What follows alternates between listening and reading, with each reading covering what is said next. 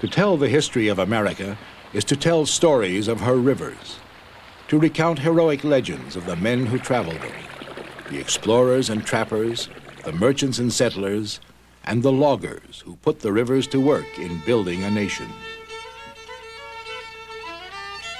Young America needed wood for warmth and fuel, for tall ships and great cities. The loggers saw in the free-flowing river an efficient way to transport timber to the sawmill. The river drive began in New England. For more than a century, it was repeated in forests across America.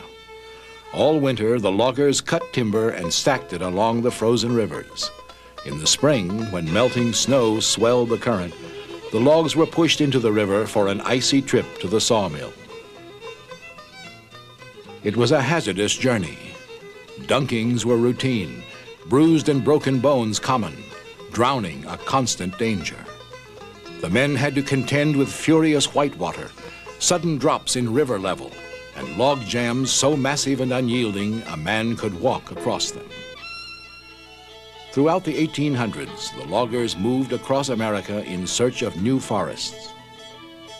From Maine to the Great Lakes, through the South, across the great mountain ranges of California, Oregon, and Washington. And at the turn of the century, they came to the vast forests of Idaho. The Idaho forests offered big opportunities. They also posed big challenges. In Idaho waited some of the most inaccessible timberlands in America. Great stands of trees guarded by steep mountains and sweeping plateaus.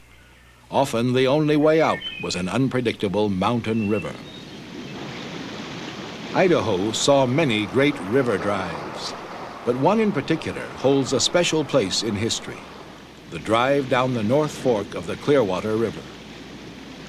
This drive occurred annually for nearly 50 years.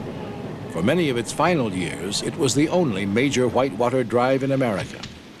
It ended in 1971, when a dam turned the North Fork of the Clearwater into a placid reservoir. The drive is now history, but the memory lives. The Idaho loggers who took to the river each spring still tell stories of the last great whitewater log drive in America.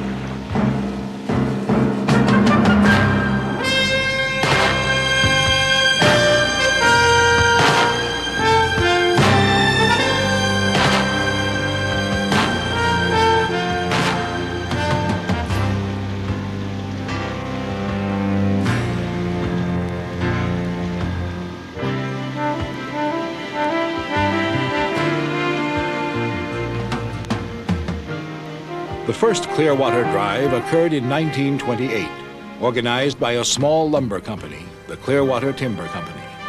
It eventually evolved into the Potlatch Corporation, today one of the country's major forest products companies. The drive began far up the North Fork of the Clearwater, beneath the 7,000-foot peaks of the Bitterroot Mountains. There were 95 miles of snags, whitewater, and shallows before the logs reached the Potlatch Mill at Lewiston on the Idaho-Washington border. The drive was an annual event. All year, Potlatch crews harvested timber high in the mountains. Earlier drives used water flumes to send the logs directly into the river. Beginning in 1956, the logs were stacked in decks along the river before the drive.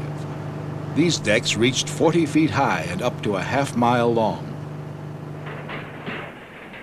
In May, when the river began to rise, the decks were pushed into the swollen river.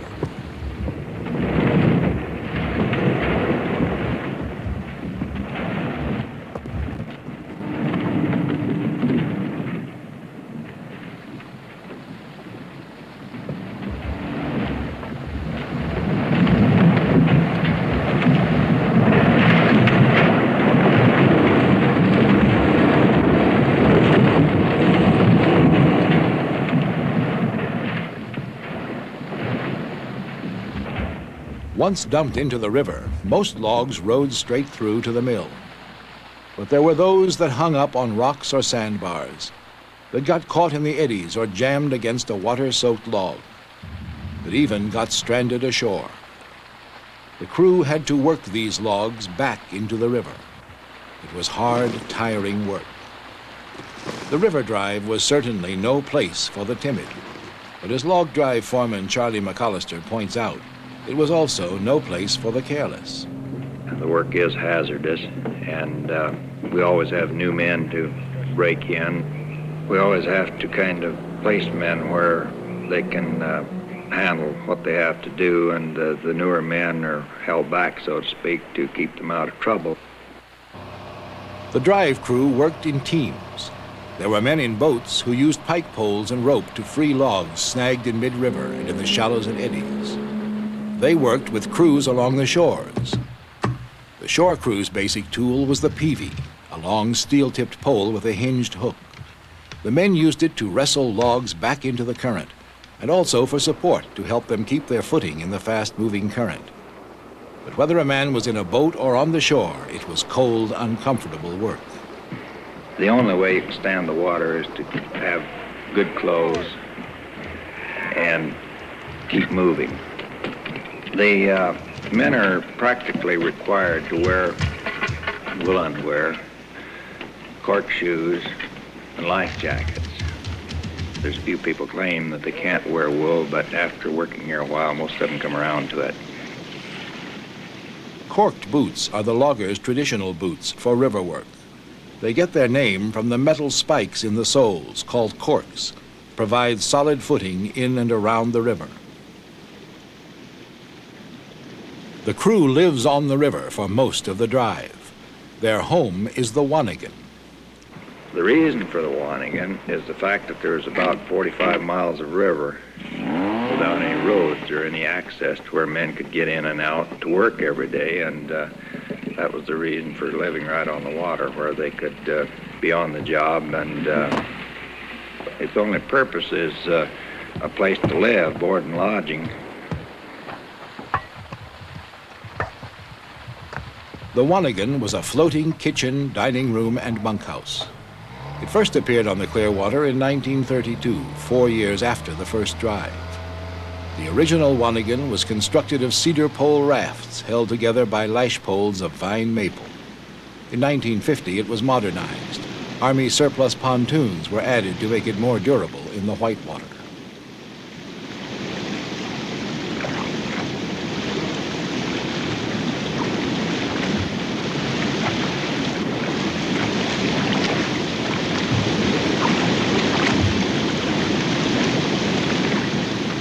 The Wanigan used in the last years of the drive consisted of 3 linked rubber rafts, a central cookhouse and dining room raft, flanked by 16-man bunkhouse rafts.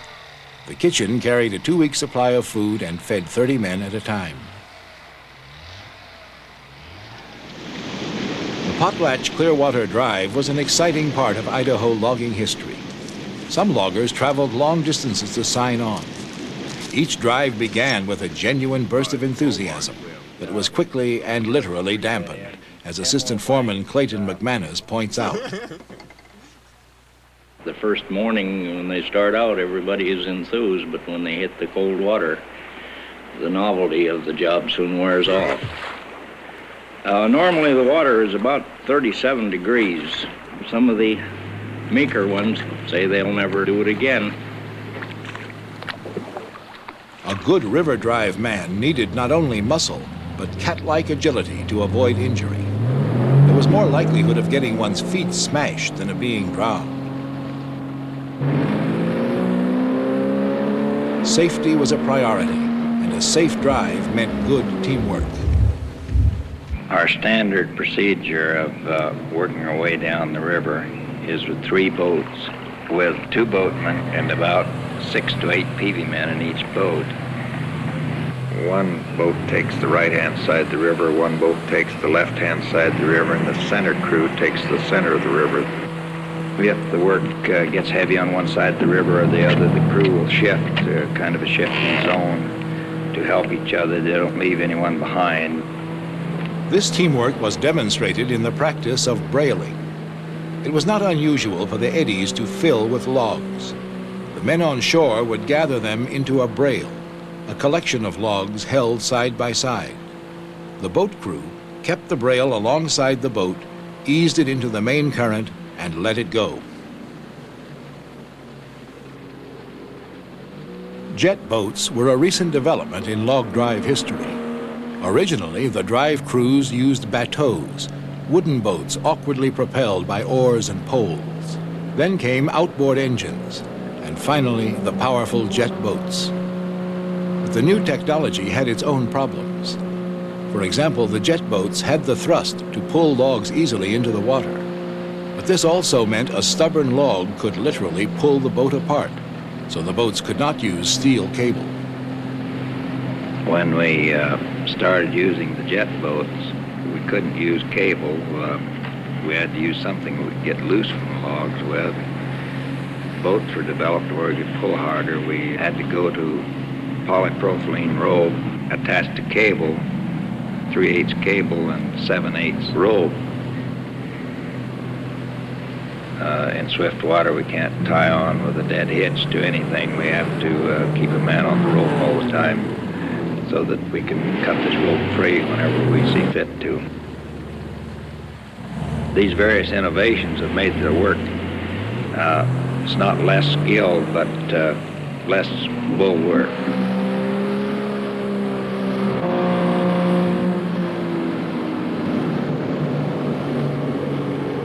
Yet the bull work, the back-breaking manual work of freeing the logs, remained the chief characteristic of the river drive until the very end.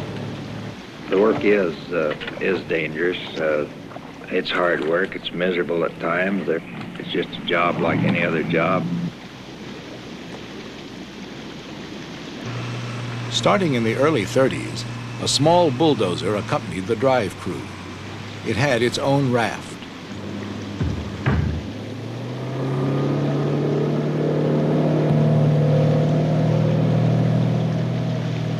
Maneuvering the cat into barely accessible places and using it to move tremendous loads took ingenuity, teamwork, and skill.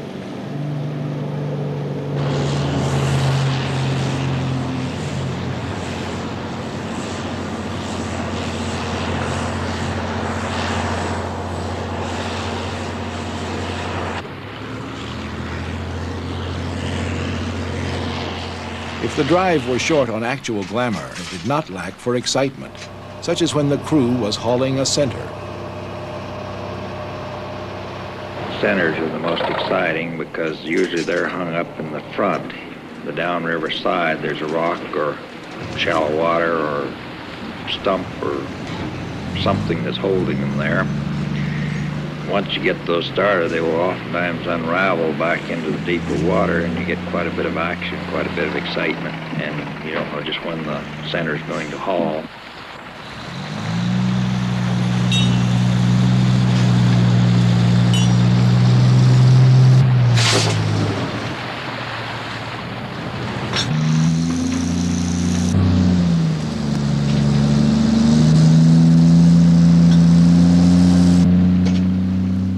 The Wanigan moved ahead of the crew during the day. It would sometimes move 2 and 3 times a day to stay ahead of the drive and be ready with a hot meal when the men arrived, tired and hungry. We try to end up with the Wanigan ahead of the crew at quitting time, and the crew works much better if they're working towards the Wanigan than if they've gone on by it and know that they're going to have to return back upriver. They don't like to go back. So we call this leaning towards the sawmill. The Wanigan was bossed by the cook. He had 2 men to help him, one called the flunky and one the bull cook. These 3 men saw to the comfort of the men on the drive. When the crews quit work, they wanted to get warm and dry. They wanted to wash up, and they were hungry, more than ready for the big nourishing meals served up in the cookhouse.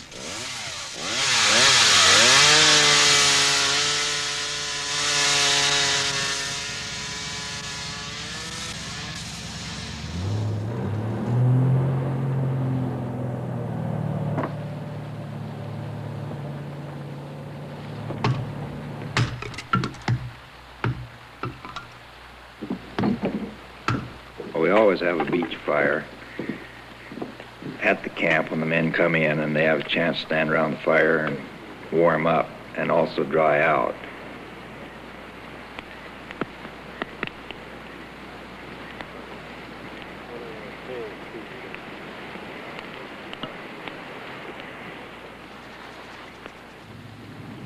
They come in for dinner. We have hot meals 3 times a day, and they eat them all on the Wanigan. Well, the food is very good.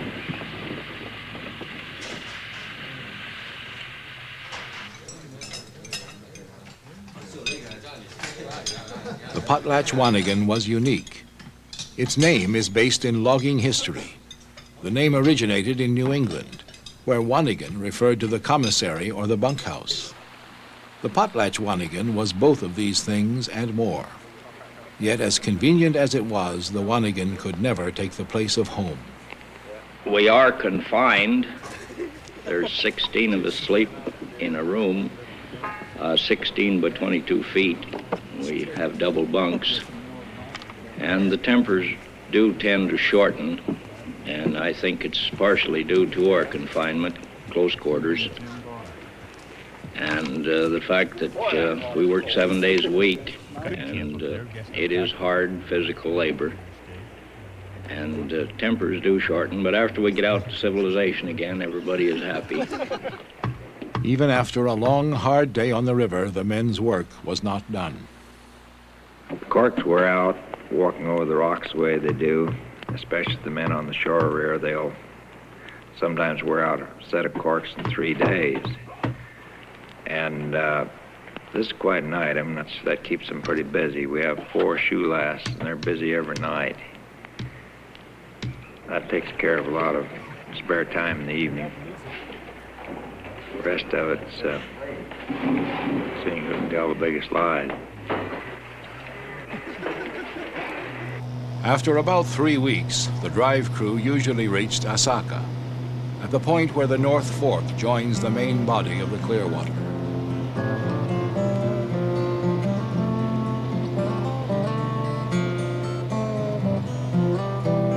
The hardest work was over. Here, the river was accessible by road, and the drive crew found much of the work being handled by Potlatch crews using heavy machinery.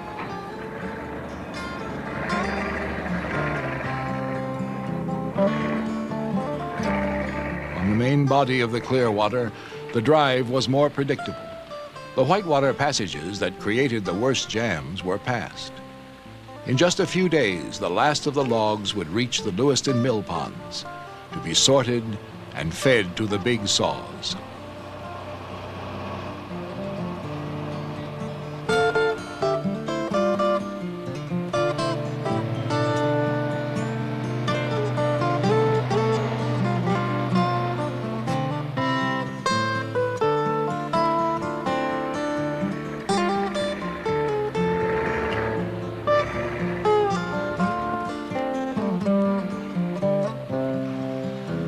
Spring of 1971, the Wanigan made her last trip downriver.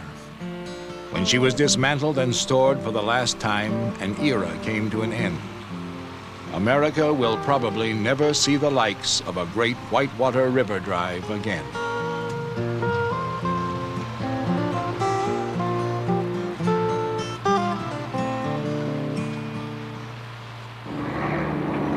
The 1970s saw new ways of transporting the logs to the Lewiston mill.